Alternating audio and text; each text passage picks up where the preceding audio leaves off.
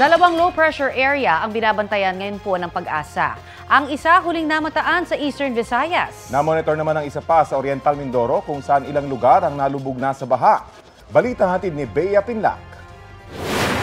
Lakas ng baha! Rumaragas ang kulay putik na baha ang namerwisyo sa ilang kalsada sa Victoria, Oriental Mindoro.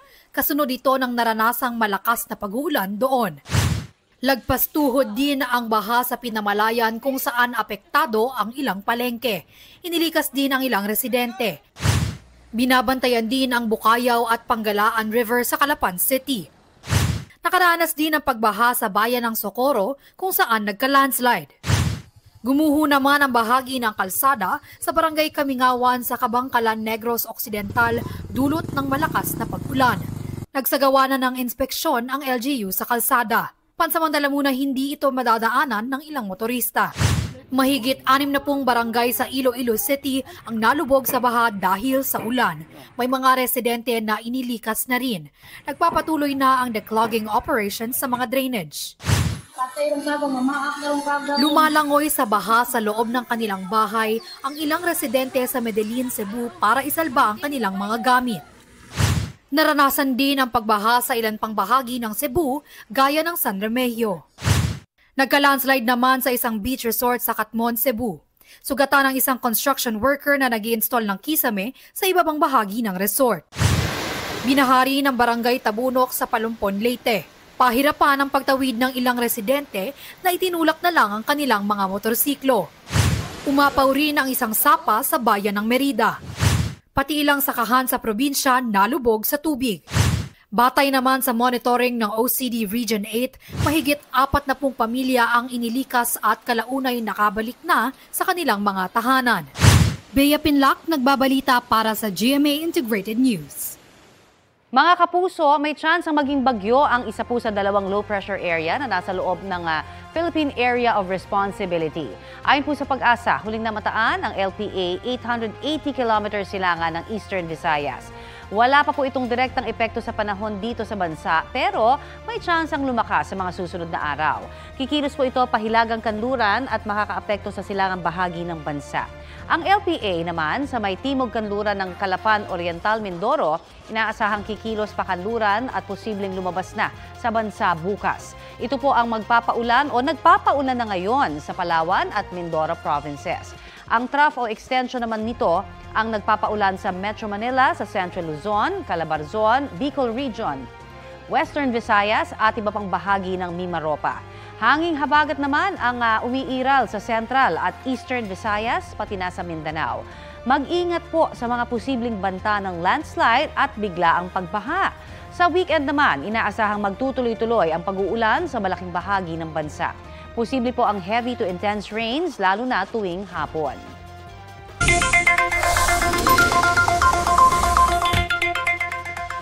Good news sa mga gumagamit ng diesel at kerosene. May inaasahang rollback dyan sa susunod na linggo.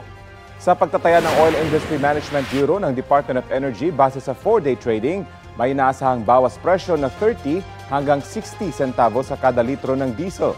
60 hanggang 70 centavos naman ang nakikitang bawas sa kada litro ng kerosene.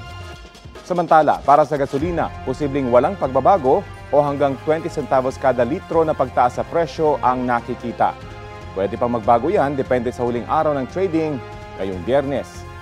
Kabilang sa mga nakaapekto rito ang humihinang economic growth sa China, pati na ang inaasahang pagdami ng supply ng petrolyo mula sa Iran.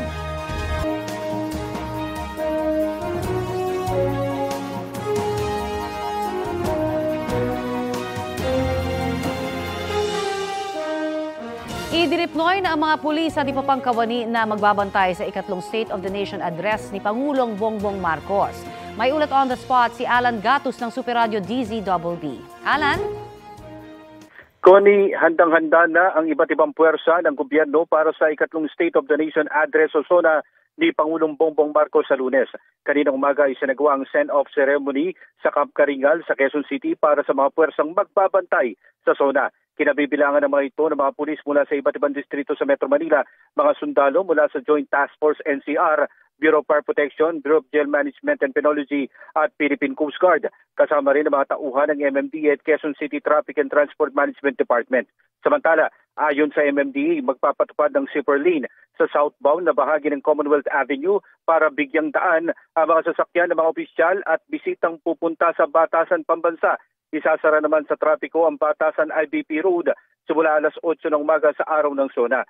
Sabi ng PNP, inirekomenda nila sa Quezon City LGU na payagan ng mga ralista kontra gobyerno hanggang sa bandang Tandansora. Ang mga pro naman ilalagay sa bandang Commission on Audit. Suspendido rin ang permit to carry firearms sa Metro Manila simula bukas at sa buong bansa sa mismong araw ng SONA. Sabi ng Malacanang na hands-on ang Pangulo sa pagsasapinal ng kanyang talumpati.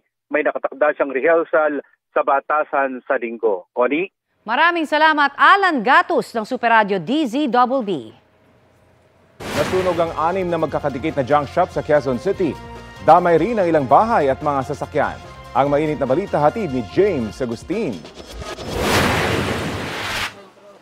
Ginising ng nagangalit na apoy ang mga residente ng Marcel Drive sa Barangay Sangandaan, Quezon City pasado alas 2 sa madaling araw. Magkakadikit na junk shop ang tinupok ng apoy. Mabilis itong kumalat dahil sa mga nakaimbak na kalakal. Nasunog din ang 3 truck at 1 motorsiklo. Itinaas ng Bureau of Fire Protection ang unang alarma. Nasa 25 fire truck ang rumisponde, bukod pa sa mga fire volunteer. Sa may second floor po ng karinderya, sa may junk shop din po kasi yung ibaba nun. Ngayon po sa may taas po niya nagsimula. Nadamay sa sunog ang ilang bahay na katabi ng mga junk shop. Gumapang din ang apoy sa isang gusali. Si Annalisa ilang damit lang ang naisalba. Nanggising lang yung kapitbahay namin na may sunog daw po, sumisigaw siya. Tapos nakita ko po malakas po yung apoy. Kaya kanya-kanya na po kami labasan lahat. Sana po tulungan niyo po kami, magkaroon ng mga makakain po kasi wala po kami lahat. Pati mga kapitbahay ko, mga damit, wala rin po. Ang mga kapitbahay niyang sina Heidi at Lita, walang nailigtas na isang gamit. Pagsilip ko sa ilalim, nasa likod na yung apoy. Tapos sumigaw ako, sabi ko, baba na kayo dyan. Andyan ang apoy. Nanawagan po ako na kung sino gusto tumulong at hingi kami tulong. Sana po, tulungan nyo kami kasi nasunugan talaga kami kahit isang gamit. Wala po talaga kami makukuha. Hirap talaga. Hirap talaga kahit isa. Ang mga alkansya po namin, ubos talaga lahat. Ayon sa BFP, 6 na junk shop ang nasunog. Inaalam pa raw nila ang sanhi ng apoy. Nahirapan tayo dahil yung sa limited supply ng tubig. Yun yung number 1 na struggle natin. Pangalawa, yung masikip yung mga daan. James Agustin, nagbabalita para sa GMA Integrated News. Arestado sa bypass operation na isang lalaki nagbebenta umano ng shabu sa Baguio City. Sa Lipa, Batangas naman, patay sa pamamarilang isang lalaking kalalaya lang matapos na magpiyansa. Ang mainit na balita hatid ni Paul Hernandez ng GMA Regional TV. Pinagkaguluhan ng mga residente ang isang tricycle na nakaparada sa gasolinahan sa Lipa, Batangas. Nakabulagta at duguan sa loob ng tricycle ang isang lalaki matapos pagbabarili ng hindi pa nakikilalang salarin. Dead on the spot ang biktima. Ang unang rinig ko yung madami na siya, sunod-sunod. Pagtingin ko, basta yung tricycle nga nakita ko tapos bigla na lang akong pumasok. Sinusuri na ng pulisya ang CCTV footage sa gasolinahan. Pero sa isang kuha pa ng CCTV, makikitang papasok pa lang ang tricycle sa gasolinahan ng pagbabarili ng lalaki. Mga nakamotorsiklo at nakasakay sa pribadong sasakyan ang bumaril sa biktima. Sa investigasyon ng pulisya, galing kulungan ng biktima at kalalaya lang matapos magpiyansa sa kasong attempted murder. Posible umanong sinunda ng mga armadong salarin ng biktima. Through CCTV backtracking is yung possibility na baka paglabas pa lang ng station dun sa pinanggalingan niya, isinusundan na siya. Nakatakbo naman ang tricycle driver at ang nanay ng biktima. Hindi nagbigay ng pahayag ang pamilya ng binaril na lalaki. Nagpapatuloy ang follow-up investigation. Tumaob ang isang SUV sa gitna ng kalsada sa Sorsogon City. 2 ang sugatan. Ayon sa mga otoridad, posibleng ang madulas na kalsada ang dahilan ng pagtaob ng sasakyan. Agad namang rumisponde ang Sorsogon City DRRMO at itinakbo sa ospital ng mga biktima. Patuloy ang investigasyon.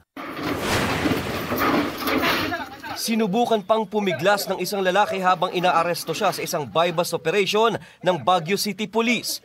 Nakuha sa sospek ang halos 2 gramo ng shabu na nagkakahalaga ng 12,000 pesos. Itinuturing na high-value target ang sospek na lagi raw nakakatunog sa mga operasyon laban sa kanya.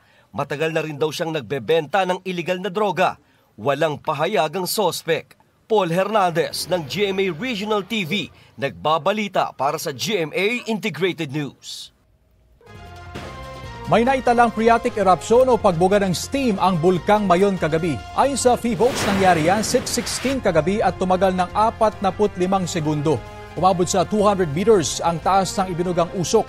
Sa nakalipas na 24 na oras, may naitala rin isang volcanic earthquake sa paligid ng bulkan at 11 pagguho ng mga bato. Naka-alert level 1 ang bulkan kaya bawal pa rin pumasok sa 6-kilometer permanent danger zone ito.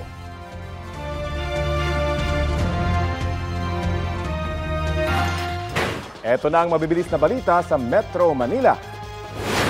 Arestado ang isang lalaki ng hold-up sa isang coffee shop sa San Jose del Monte, Bulacan. Nahuli siya matapos sumemplang sa motorsiklo habang hinahabol ng mga pulis. Base sa investigasyon, umorder pa ng kape ang suspect bago magdeklara ng hold-up. Hinabol siya na may-ari ng shop na siya ring humingi ng tulong sa mga pulis. Nabawi mula sa suspect ang ninakaw ng 5 cellphone at isang wallet. May nakuha rin sa kanyang baril at mga bala. Aminado ang lalaki sa krimen. Nagawa lang daw niya yon dahil sa pangangailangan. Mahaharap siya sa reklamong robbery at paglabag sa Comprehensive Firearms and Ammunition Regulation Act. Isang patay na sanggol na nakasilid sa plastik ang natagpuan sa tambakan ng basura sa Barangay Punturin, Valenzuela. Isang mga ngalakal ang nakakita sa sanggol habang nangunguha ng mga basura. Agad niya yung ipinaalam sa mga otoridad. Ayon sa barangay, iba na ang kulay at patay na ang sanggol nang puntahan ng kanilang rescue team. Babalikan ng mga pulis sa mga kalapit na CCTV para alamin kung sino ang nag-iwan ng sanggol sa basurahan. Huli ang 79 na Chinese na nagtatrabaho sa isang kumpanya sa Bulacan. Ilan po sa kanila undocumented umano o kaya tourist visa lamang ang hawak. Balitang hatid ni Jamie Santos. Sakay ng bus, dinala sa NBI headquarters sa Quezon City ang 79 na Chinese nationals mula sa Bulacan. 36 sa mga ito ang documented umano, habang 23 naman tourist visa ang hawak. Inaresto sila matapos makatanggap ng intelligence report ang NBI Bulacan District Office ng impormasyon na isang kumpanya sa Bulacan na may mga empleyadong foreign national. Katuwang ang Presidential Anti-Organized Crime Commission at Bureau of Immigration, pinuntahan ng NBI ang factory sa Barangay Santo Cristo, San Jose del Monte. Karamihan sa nagtatrabaho roon, Chinese nationals. Ang kumpanya kung saan nagtatrabaho ang Chinese nationals, gumagawa umano ng water pipe para sa isang water concessionaire. Ayon sa empleyado ng kumpanya, may mga kakulangang dokumento ang ilan habang ang iba ay pinoproseso pa. We have some person have the legal working permit and some we are still in the progress of applying for the permit. And some they don't have the just sending their documents and passport to the third party. Nakakaalarma, una, maaaring itong corporation ay legitimate corporation, but then they are employing Chinese people na pwede naman ang Pilipino. So nape-prejudice ang ating mga Pilipino kasi isa sa reason bakit pwedeng mag-employ ng foreigner ay pagka hindi kaya ng Filipino skill. No? But then nakita namin gumagawa lang ng mga malalaking pipe, ay bakit naman kailangan foreigner pa? Kasamang nahuli ang 6 na opisyal ng kumpanya. Ayon sa NBI, tiyak na mananagot ang kumpanyang nag-hire sa mga ito. Makikipag-ugnayan ng NBI sa immigration para sa isasagawang investigasyon kung paano nakarating sa Pilipinas ang mga dayuhan. Sila mga undocumented sa Pilipinas, yung possibility na traffic sila is pwede. Jamie Santos, nagbabalita para sa GMA Integrated News. Sa pagdinig sa Kamara, hinikayat ang mga LGU na makipagtulungan sa Presidential Anti-Organized Crime Commission o PAOK para mas mabilis ang pagpuksa sa operasyon ng mga iligal na pogo sa bansa. Nagsumite sa Kamara ang PAOK ng listahan na mahigit 400 iligal na pogo sa bansa na kailangang suriin. Karamihan daw sa mga ito ay nasa Metro Manila. Ayon sa PAOK, bawat sinasalakay na pogo hub ay kadalasan sangkot sa panloloko at sa iba pang krimen gaya po ng human trafficking, prostitusyon, kidnapping at pang-aabuso. Ang Department of the Interior and Local Government naglabas na ng memorandum circular para siyasatin ng mga LGU ang mga establishmento sa kanilang nasasakupan. Patay sa pamamarilang isang lalaki sa Tondo, Maynila. Sabi ng barangay, mukhang dayo lang sa kanilang lugar ang biktima at ang suspect. Balita hatid ni Jomer Apresto. Kuha ito sa bahagi ng Masinop Street sa Tondo, Maynila, pasado alas 10 kagabi. Kita ang lalaking nakaputi na bumaba ng tricycle. Pero tila na pabalik siya nang makita ang isang lalaking naka-green. Maya-maya, bumaba naman ng tricycle ang isa pang lalaking nakaputi. Lumayo ang dalawa pero sinundan pa rin sila ng lalaking naka-green. Ang sumunod na eksena, sinuntok na ng isang lalaki ang naka-green na lalaki. Gumanti naman ang lalaking naka-green at binaril ang isa sa kanila bago tumakas. Ligtas naman ang isa pang lalaki. Kumakain po kami dyan, tapos po tumatakbo yung lalaking binaril. Tapos bigla po siyang natumba dahil po pinutukan po siya ng isa. Tinamaan daw sa kanyang pisngi ang biktima. Naisugod pa siya sa ospital pero binawian din ang buhay. Ayon sa barangay, hindi nila mga residente sa lugar ang sospek at biktima na dumayo lang sa kanilang lugar. Baka sa droga rin niya, sir. Maraming droga sa kabila. Sa ngayon, hawak na ng MPD homicide ang kaso at patuloy na hinahanap ang nakatakas na gunman. Jomer Apresto nagbabalita para sa GMA Integrated News.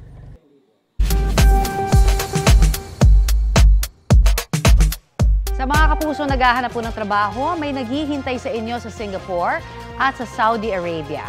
Kung ano-ano yan, alamin sa balitang hatid ni JP Soriano. Napasayaw pa ng tinikling ang ambassador ng Singapore sa Pilipinas at si DMW Ad Interim Secretary Hans Leo Kakdak sa pagdiriwang ng Philippines-Singapore Friendship Week. Pagkakaibigang nagresulta rin sa halos 200,000 Pilipinong piniling magtrabaho o manirahan sa Singapore. Ngayon, kailangan pa roon ng mas maraming Filipino skilled workers. Pinoy nurses din daw ang priority nila ngayong mas lumalaki ang pangangailangan dito. We will be needing a lot more healthcare and allied healthcare workers, including nursing aides. And so there has been a push to recruit more of them. Bukod sa Singapore, may job opportunity para sa mga Pilipinong manggagawa sa Saudi. Si Secretary Kakdak na kagagaling lang ng Saudi Arabia, ibinalitang kailangan doon ng karagdagang Pinoy health at skilled workers. But mainly dahil development ng mga what they call giga cities or mega cities projects, then it will be along the lines of construction. Isa sa mga nag-a-apply ng trabaho sa Saudi ang dating OFW sa Kuwait na si Annalyn. May kaba pa rin daw, lalo pat sa isang konserbatibo at mahigpit na bansa siya nakatakdang magtrabaho. Nakataya yung buhay namin dun. Hindi namin alam kung anong madadatnan namin na amo. Ganun. Kaya kailangan yung secured kami. Yan ang tinitiyak ng DMW. Kaya nakatakda nilang i-review bago posibleng i-renew ang kasalukuyang bilateral labor agreement ng Pilipinas at Saudi. And we're talking to them in terms of labor protection, in terms of safe, fair, ethical recruitment processes, access to justice, and other forms of protection, entitlements and health insurance, and standard contracts. Humingi naman ng dagdag pasensya si Kakdak sa mga apektadong manggagawa sa Saudi na hindi pa rin nakatatanggap ng mga unpaid wages o yung utang na sahod sa kanila mula sa mga nagsara at naluging oil companies.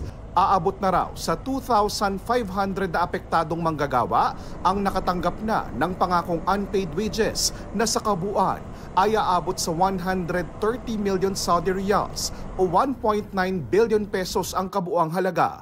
Pero meron pa raw mahigit 2,000 hindi pa rin nakatatanggap. Patuloy lang ang ating follow-up. We just have to be a little patient kasi from the Saudi side, this is an interagency effort. From the Philippine side, Department of Migrant Workers, DFA, Joint Forces. JP Soriano, nagbabalita para sa GMA Integrated News. Huli kamang pagbangga ng isang SUV sa isang e-trike sa kalsadang yan sa bahagi ng Mabini Bridge sa Makati City. Sakay ng e-trike ang isang senior citizen at anak niyang person with disability. Tumalsik ang e-trike dahil sa lakas ng impact at tumagilid. Sugatan ang dalawang sakay. Agad namang tumakas ang nasabing SUV. Dahil sa insidente, mag-iisang buwan nang nakakonfine sa ospital ang senior citizen dahil sa tinamong bali sa iba't ibang bahagi ng katawan at pamumuo ng dugo sa kanyang baga. Nagpapagaling naman sa kanilang bahay ang anak na PWD. Pinaghahanap pa ang driver ng SUV. Arestado sa Parañaque ang isang lalaking call center agent na nangikil umano para hindi ikalat ang masiselang larawan ng babaeng kakilala lamang niya. Balitang hatid ni Jomer Apresto. Huli sa ikinasang entrapment operation ng Southern Police District ang call center agent na ito na sangkot daw sa robbery extortion sa Parañaque City. Tinatakot umano ng sospek ang kanyang biktima na ipakakalat niya ang masiselang larawan kapag hindi nagpadala ng pera. Nagsumbong sa akin at sa pulis ang magulang ng isang bata, na itong batang ito ay nag-dating app at pagkatapos sa dating app, doon na lumabas ng hinihinga ng mga litrato, tapos doon nakipagkita, ginahasa, tapos hinihingan pa ng pera. Base sa investigasyon, noong Sabado lang nagkakilala ang 25 anyos na sospek at ang 19 anyos na biktima. Kinabukasan, may nangyari na umano sa kanila hanggang sa nakapagpadala na ang biktima ng kanyang masiselang larawan sa sospek ayon sa pulisya. Makalipas ang ilang araw, dito na umano nagsimulang manghingi ng pera sa biktima ang sospek. Ayon sa sospek, walang pamimilit sa nangyari sa kanila ng biktima. Hindi po, pareho po namin ginusto po. Hinatid ko pa nga po siya pa uwi. Sana maayos pa kasi hindi ko talaga intention na saktan siya or what. Like, nakipag-usap ako pero feeling ko mali yung paraan ko. Sisikapin naming kunan ng pahayag ang biktima. Sa ngayon ay nasa kustodiya ng DSOU ng SPD ang sospek na maharap sa reklamong robbery extortion. Jomer Apresto nagbabalita para sa GMA Integrated News. Sugatan ang isang lalaki sa Hinigaran Negros Occidental matapos saksakin ng umano'y kaibigan niya. Ayon sa pulisya, iniwasan ng biktima ang sospek dahil inaaya umano siya nito sa iligal na gawain. Sumama raw ang loob ng sospek dahil itinuturing niyang kaibigan ang biktima. Nitong Martes, habang sakay ang biktima ng pinapasadang tricycle ay sinaksak siya ng sospek. Arestado ang sospek habang nagpapagaling ang biktima na wala pang desisyon kung magsasampa siya ng reklamo. Naloko umano ng customer ang isang lola sa Cagayan de Oro City matapos palitan ng pekeng pera ang kita ng kanyang tindahan.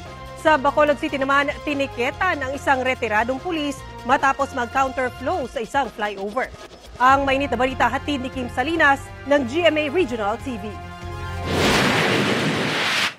Viral ang video na ito ng pag-counterflow ng kotse sa isang flyover sa Bacolod City. Ayon sa Bacolod Traffic Authority Office, natukoy ang driver ng kotse na isang retired police at hindi taga Bacolod. Papunta raw ng EB Magalona ang driver na mangyari ang insidente. Ang hambalya is nga he's diabetic. At that time, he needed to go to the bathroom and feeling niya nga hindi na siya kalabot. So, amoto nga ginhimo ito. So, wala man siya nag-deny. Tinikita ng driver dahil sa paglabag sa traffic signs at reckless driving. Tinutukoy naman ng mga otoridad ang driver ng SUV na nag-counterflow rin sa harap ng kotse. Or nag-cross siya sa double solid line the last minute na. And then nauto ng video. Arestado sa Lapu-Lapu, Cebu ang isang Amerikano na wanted sa Texas, Amerika. Kasong aggravated assault with deadly weapon ang kinakaharap niya sa Amerika. Ayon sa NBA Region 7, nangyari ang pag-aresto kay Malik Dijun Okoji matapos makipag-ugnayan sa kanila ang Bureau of Immigration. May pending ring arrest warrant ang suspect sa kasong robbery sa Dumaguete City. Undocumented alien din daw si Okoji. From Regional Trial Court in Dumaguete City. And other cases also he is facing there. He's facing also 3 other cases for theft, for estafa, for malicious mischief aside from the robbery case. Sinusubukan pa ng GMA Regional TV na kunan ng pahayag ang sospek. Emosyonal ang isang lola sa Cagayan de Oro City matapos umanong maloko ng isa niyang customer sa tindahan. Ayon kay Juanita Centro, isang lalaki ang nagbayad ng 1,000 pesos para sa biniling sigarilyo. Para suklian, kinuha ng biktima ang kita ng tindahan na nasa cellophane. Nakita raw ng sospek ang cellophane. Kinuha ang 4,000 pesos sa loob nito at pinalitan ng 5,000 pesos bago agad na umalis. Ako nakadeklara naging ko nga piki kay dahil ako galing ko daan siya. Gaana kami ang kwarta, aning ibalhin ba? Kung nga sir, ako bangig nan sir. Saan ni mo na akong kwarta? Ano anak mo na ka? Gianak man mo. Ba nakita na ko na akong ibalhin niya. Kinumpirma din ng Lumia Police Station na peking 5,000 pesos nga ang perang iniwan ng sospek. Actually karon sir, through sa thorough investigation na to, through follow-up na to, ato ang mga bystanders naday kuan day kanang piminti day tug adto dito ang katong suspect. Kim Salinas ng GMA Regional TV nagbabalita para sa GMA Integrated News. Huli ang isang kumadronang nagbenta umano ng sanggol online. Ang biktima sinabing kailangan niya rin daw mabawi ang mga ginastos sa sanggol na iniwan umano sa kanya. Balitang hatid ni John Consulta. Sige, diretso mo lang. Nasa kote ng NBI Human Trafficking Division sa Muntinlupa ang isang kumadronang bit-bit pa ang ibinebenta niyang sanggol. NBI po kami. That's NBI Ay, baby sir. Sinubukan pang magpaliwanag ng kumadrona pero ibinigay rin niya sa NBI ang baby. Oo, ganito na sir.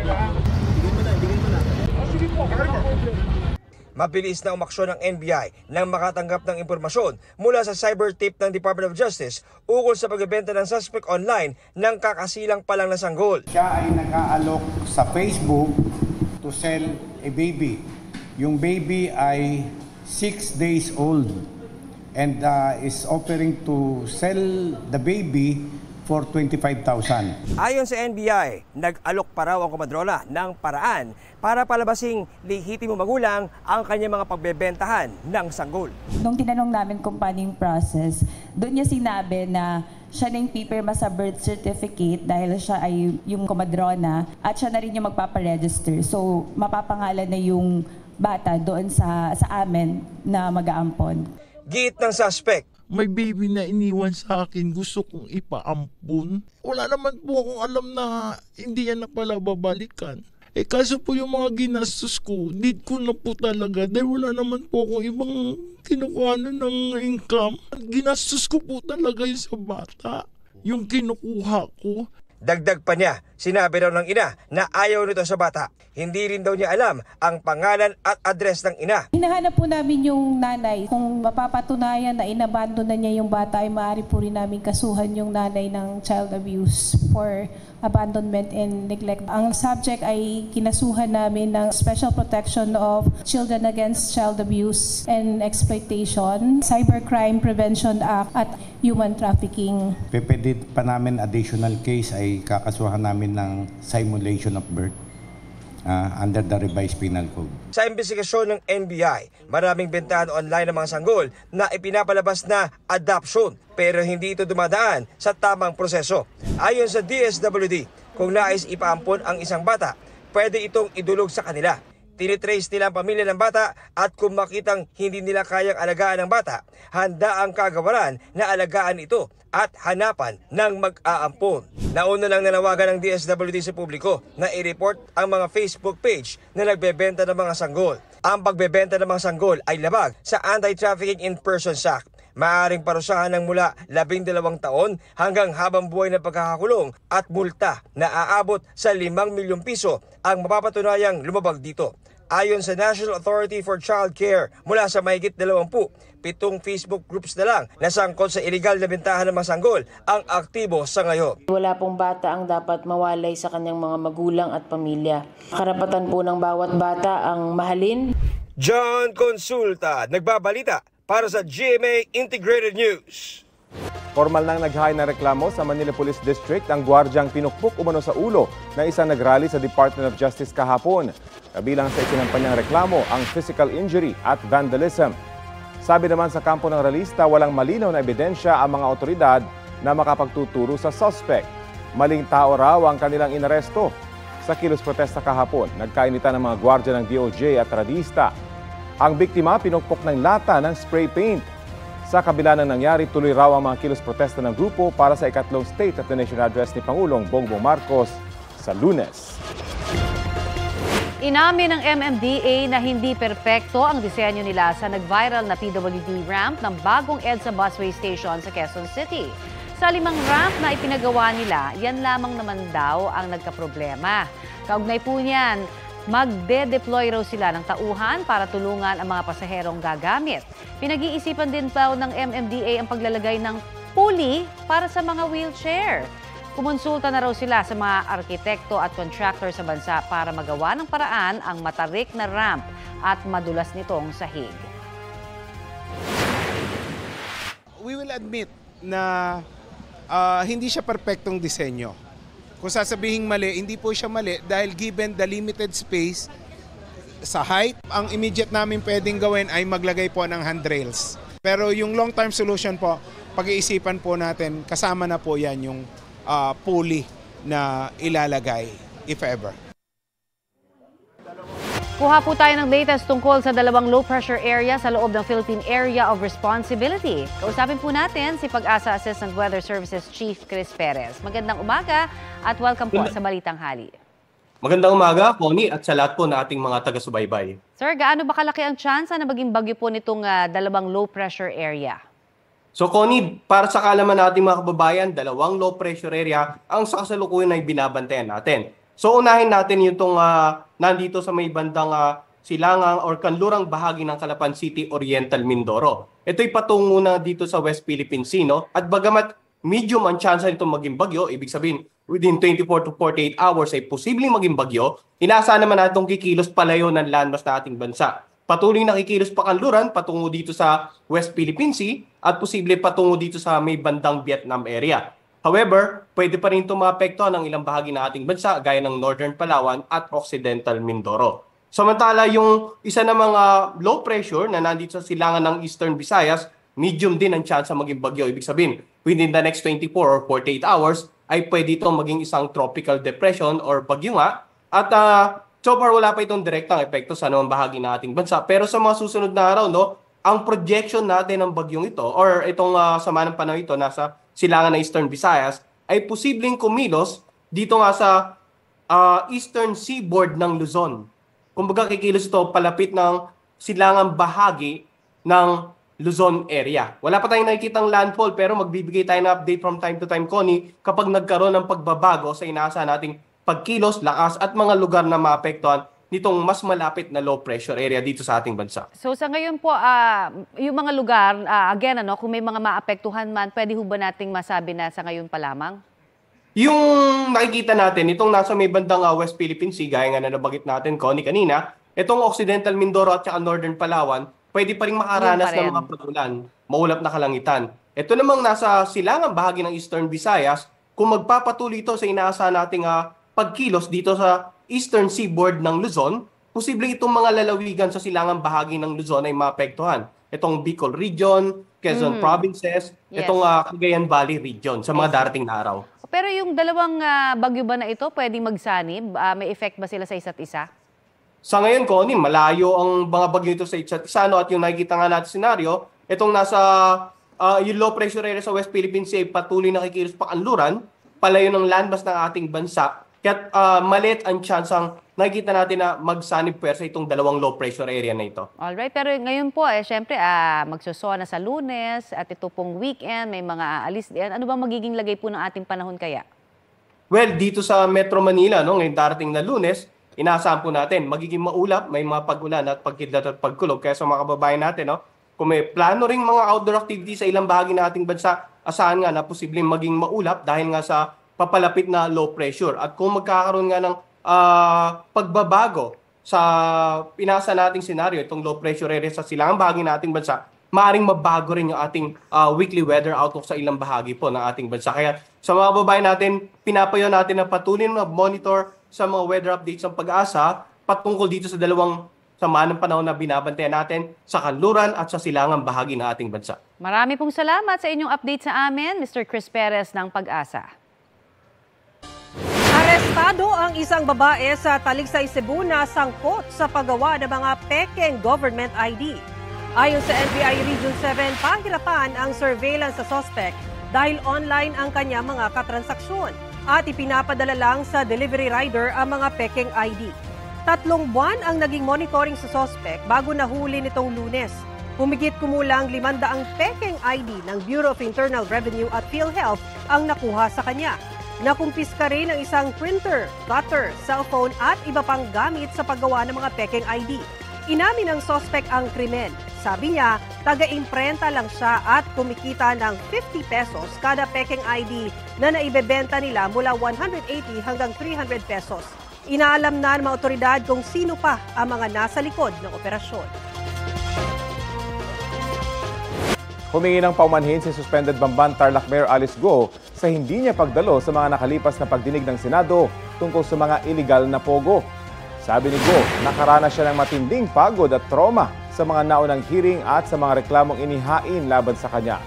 Prioridad daw niya ngayon ang kanyang kalusugan at peace of mind.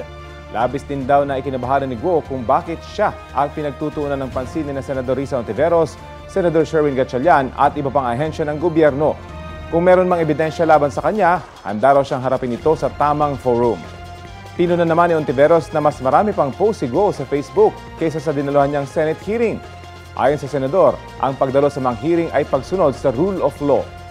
Iginiit din ni Ontiveros na nagsinungaling umano si Go tungkol sa koneksyon niya sa Pogo at sa pagkatao niya. Hindi naman daw masyadong pinagtuunan ng pansin si Go. Ayaw lang daw ng mga senador sa mga sinungaling.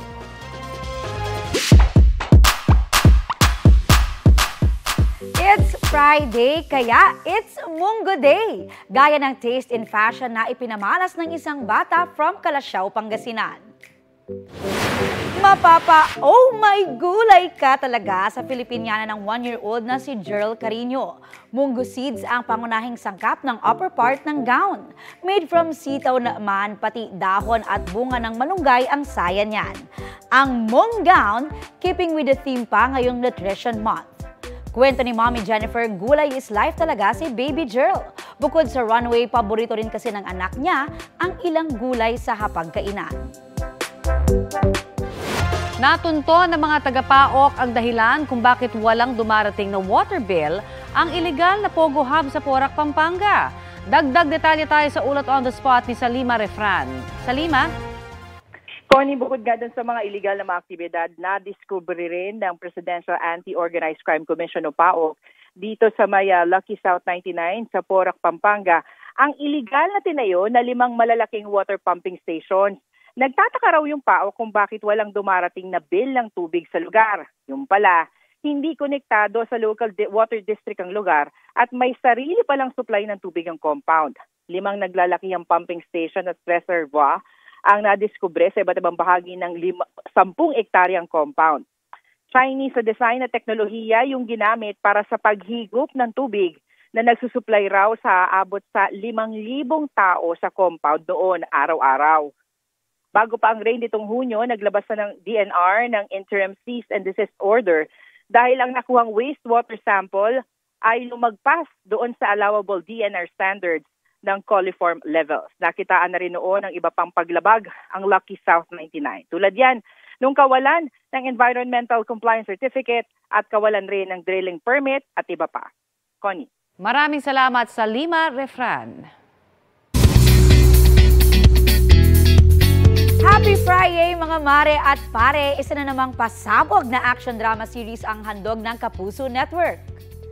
Yan ang seryeng mga batang riles na pinagbibidahan ng Sparkle Stars sa sina Miguel Tan Felix, Kokoy De Santos, Rahil Birria, Bruce Roland, Antonio Benzon at Zephanie. Makakasama rin nila sina Diana Zubiri, Desiree Del Valle, Jay Manalo at Mr. Ronnie Ricketts with veteran actress Miss Eva Darren. Present sa story conference si GMA Entertainment Group Senior Vice President Lilibet Gira Sanable at Assistant Vice President for Drama Helen Rose Sese. Chika ng cast, happy and very excited sila na makatrabaho ang isa't isa sa one-of-a-kind project. Honestly, sobrang na-excite po ako. Na-excite akong gawin tong project na to. Makakaasa po kayo ng 101% na pagdating sa trabaho. Congratulations first of all. And thank you to everyone for accepting the project. Thank you of course to our very talented creative team na alam naman natin bibigyan kayo ng napakagandang storya na aabangan gabi-gabi. Sige ka! Sige! Wala akong pakialam! Hindi ka naniniwala sa akin? I'll show you! I'm doing this! Tatalon ako! Isasama kita! Sige na!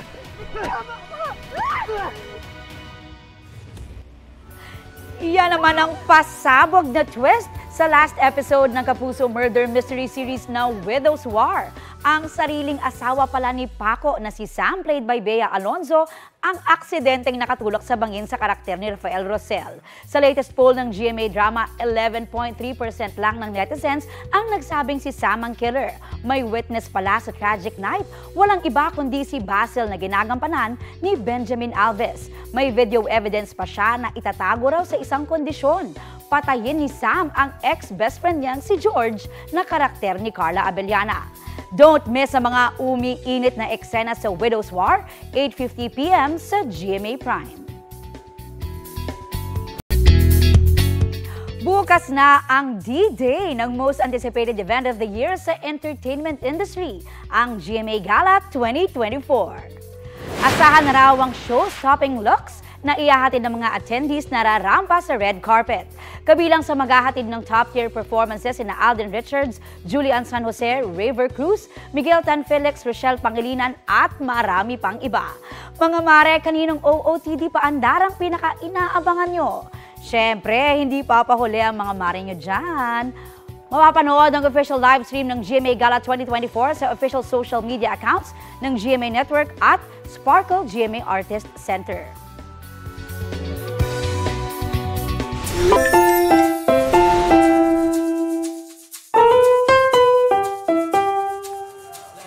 Love is in the air sa Lobo, Batangas dahil po sa isang sana all moment na paandar. Ang simpleng beach trip lang sana ay naging unforgettable moment. Pwedeng kiligin pero bawal mainggit, ha? Tignan nga.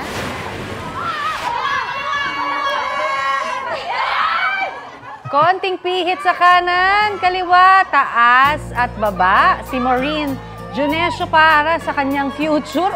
Ang prize kasi sa Pukpuk Palayok, journey pala to forever. Bullseye ala Cupido nang masapul kasi ang palayok, nakaluhod at ready to propose na ang boyfriend niyang si Kelt Peregrina. Oo nga. Worth it ang effort dahil it's a yes ang sagot ni Maureen. Viral ang video with 5.5 million views. Trending!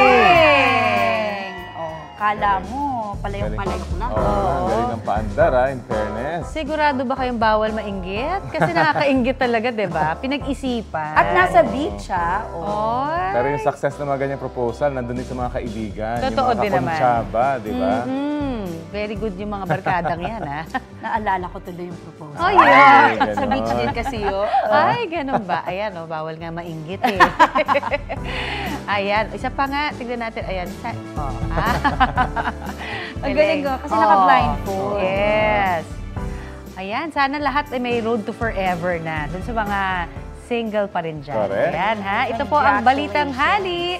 At bahagi po kami ng mas malaking misyon. Ako po si Connie Season. Rafi Tima po. Kasama nyo rin po ako, Aubrey Carampel. Para sa mas malawak na paglilingkod sa bayan. Mula sa GMA Integrated News, ang News Authority ng Filipino.